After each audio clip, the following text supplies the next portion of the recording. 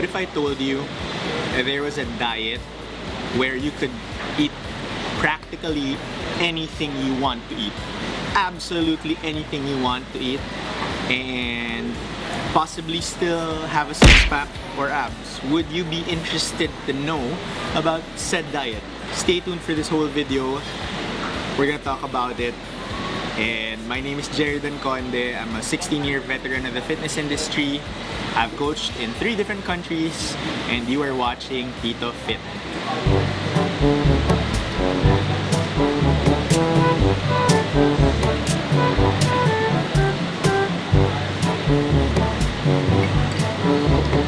Sarap na fries. Coffee pala to, hindi to Coke. Baka isipin niya Coke. Hindi naman, yuck.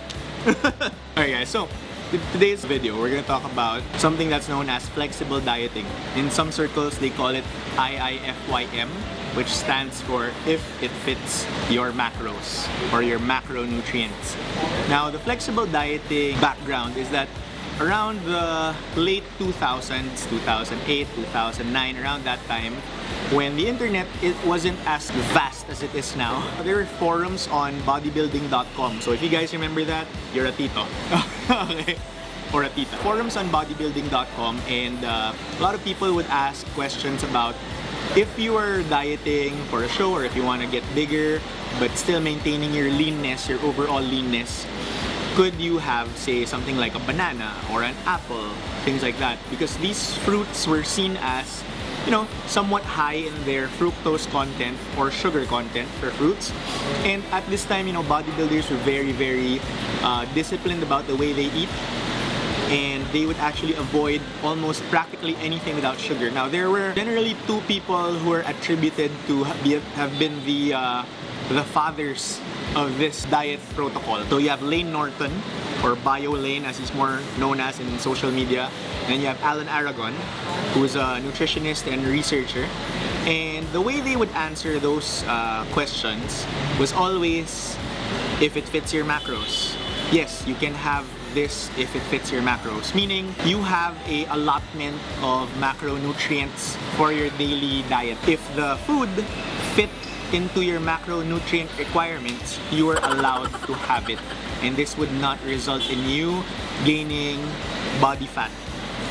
So basically that was the premise. Now, flexible dieting takes into account a couple of things. So the first thing is that you have to determine the number of calories that you are going to consume in a day. This is dependent on your age, your height, your weight, how active or how sedentary you are, how many times you work out, things like that. There's a lot of calculators online that you can find to find out what your caloric requirements are. Second, once you determine your caloric requirements, you have to multiply this by a multiplier for how active you are. Like I said, if you're sedentary, meaning you spend most of the day at home or sitting, during this time, during the pandemic, most of us are classified into that sedentary part because we're not moving around as much anymore. And then this doesn't actually count how many workouts you do. So this is just your non-exercise activity. So if you are, like, say for example, if you walk a lot or if you commute a lot, this would increase that multiplier. And then second is determine how many times a week you work out. There's another multiplier for that. And what type of workouts they do, how intense they are, what is the nature of your workouts. Are you doing a lot of strength training? Are you doing bodybuilding? Or are you doing things like high intensity interval training or CrossFit? Things like that. And finally, you come to the conclusion of whether you are going to find a caloric maintenance, meaning that you just want to maintain the weight that you're at, or a deficit where you want to lose fat or lose weight, or a surplus, meaning you want to build muscle. Now, let's go back to the basics of it, the fundamentals of it. Your body weight is determined by how many calories you take in or you consume and burn during the day. So it's very hard to debate that fact that it's always still about calories in, calories out, or CICO.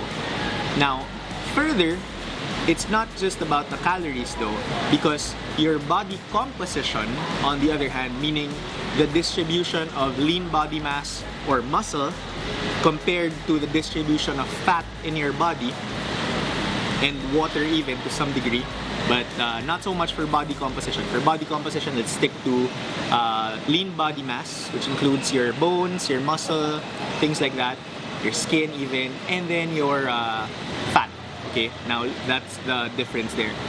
That is determined by your macronutrients. Alright, so weight determined by calories, body composition determined by macronutrients, meaning it has to do with how distributed those calories are between protein, carbohydrates, and fat.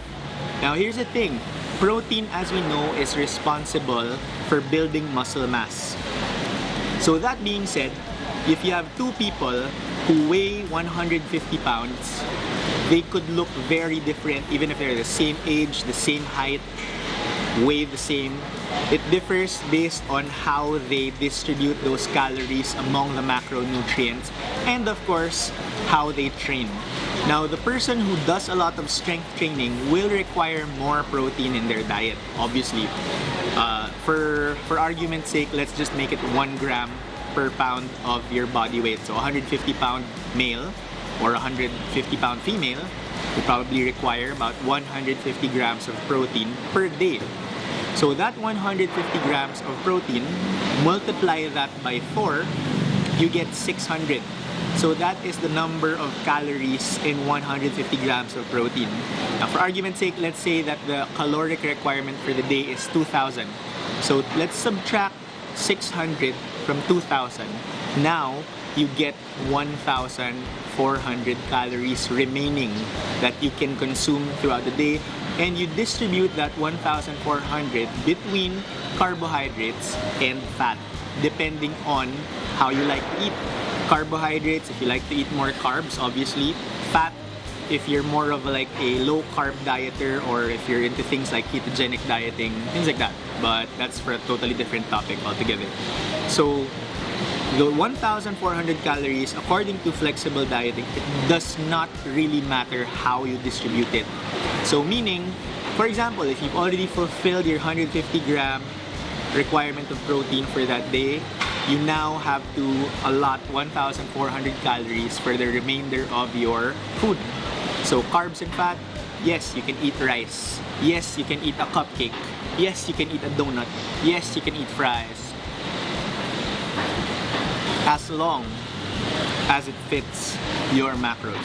So IIFYM. Now, how do you track your macros? Most people will use an app. Personally, I've been doing a little bit of flexible dieting for the most part. I use an app called MyFitnessPal, but there are other apps. New apps come into the equation like Macro Stacks. A lot of CrossFitters are using that. And then you have Carbon Diet Coach, which is actually by Lane Norton himself. So that's his app, his diet coaching app. There are a lot of apps for that. So your best friend is gonna be a weighing scale. You're going to need a weighing scale, a food scale, to measure your food. Now, for example, let's say you eat fries, French fries for example.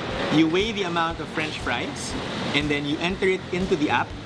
Let's say it's 100 grams of fries, and the app will tell you how many carbohydrates, how many fats, and then how many protein, or how much protein is in that particular food. From there, you can now allot the other different foods to your daily caloric intake. So that's how it's gonna work. And obviously, it's not to say that you can have all the junk food you want, okay? So Alan Aragon and Lane Norton, they refer to these foods as hypercaloric, high palatability foods. I think that's what they call it. So meaning that, like say for example, a cup of rice, 200 grams of rice, will be very, very different from like a small cupcake. A small cupcake will definitely have more fat, more carbs, and more, just because it has way more ingredients. So these are very, very calorically dense. Whereas your cup of rice, it's simple. It's just gonna be carbs, very little protein. So definitely you can have your rice. Now, on the other hand, if you're actually trying to maintain or build some muscle or look lean, you're gonna have to increase your protein intake. And flexible dieters know this, that the priority for most of the people who practice flexible dieting is their protein requirement. If they don't meet their protein requirements for the day, it's gonna be very hard to reach your body composition goals. It's gonna be very hard to have a six-pack, things like that. So everything is dependent on how much protein you have. That's why I get this question a lot. Can we not take whey? Can we not take whey protein? Here's what I have to answer to that. Just a little bit side note there. If you're not taking whey protein, it's very hard to get the amount of protein in a day that you require, especially if you're a tall male, such as myself, relatively tall for Philippine standards, okay? It's gonna be very hard for you to hit your protein requirements for the day, simply because you're not gonna get all of that from chicken breast. It's so hard to stuff chicken down your throat, you know? And there's not much taste, because if you add too much taste to it, then what happens is you end up adding a lot of fats, a lot of unwanted carbs to that. So whey just makes it simple. It makes it easy to hit your protein requirements for the day. Now, that being said, you'd still want to concentrate on whole unprocessed foods for the rest of the day. Vegetables, a lot of vegetables, a lot of fiber, good quality carbohydrates, things like sweet potato or kamote, rice, white rice is good, yeah, even brown rice or black rice, some breads, some multigrain breads from whole grains, oats, things like that. And of course, your protein, you want to get your protein from varied sources like beef, eggs, chicken, fish, whey also is one of them, yogurt, things like that. You want variety in your life, and that's where flexible dieting really helps, because if you're able to just stick to your caloric and macronutrient needs, you can achieve the body you want without being highly restrictive. The difference being, for example, with a diet like ketogenic dieting, like the keto diet, you take out almost an entire food group. Basically, you're taking out carbohydrates and sticking to fats and protein. So obviously, you will probably lose weight by virtue of just taking out one entire food group. But with flexible dieting, the freedom is given back to the dieter. So you get to live with a little bit of flexibility. Now, once you're finished taking in your whole unprocessed foods, your meats, your fish, your carbs, and all that, if there's still some room in your macros for the day, yes, you could probably have Oreos. Just make sure that they stick, that they still fit into your macros. Now, if you go over, that's where you gain unwanted fat. So, anyways, let me know in the comments below. Are any of you flexible dieters? Do you guys, have you ever dabbled with flexible dieting? Are you curious as to how flexible dieting works? Let us know in the comments down below. Personally, I have been tracking my macros mostly on and off for the last couple of months, especially after all that quarantine weight gain last year from staying in and just eating and not moving. Normally, what I personally do is I track my macros for most days of the week. And usually, like on Sunday, I'll not track just for Sunday, but I still have a good idea simply because of, you know, constantly measuring. I have a good idea of what's in those foods, and then I'll probably eat a little bit of something that I just like, you know, for the heck of it. I'll probably eat like a couple of scoops of ice cream, things like that. But at the back of my mind, I already know how many calories that's gonna do damage. And if you stuck to your macros for the entire week, you stuck to your calories for the entire week, an extra 300 calories on one day won't do much harm. The problem is when people go overboard during the weekends. For example, they don't track completely on weekends and they go overboard. That's where they may end up overeating and getting unwanted weight gain.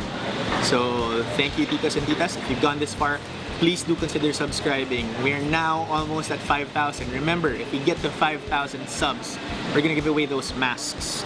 So definitely check that out. Follow us on Instagram because we do do our giveaways through Instagram at TitoFitPH. So thank you guys, and I'll see you in the next one.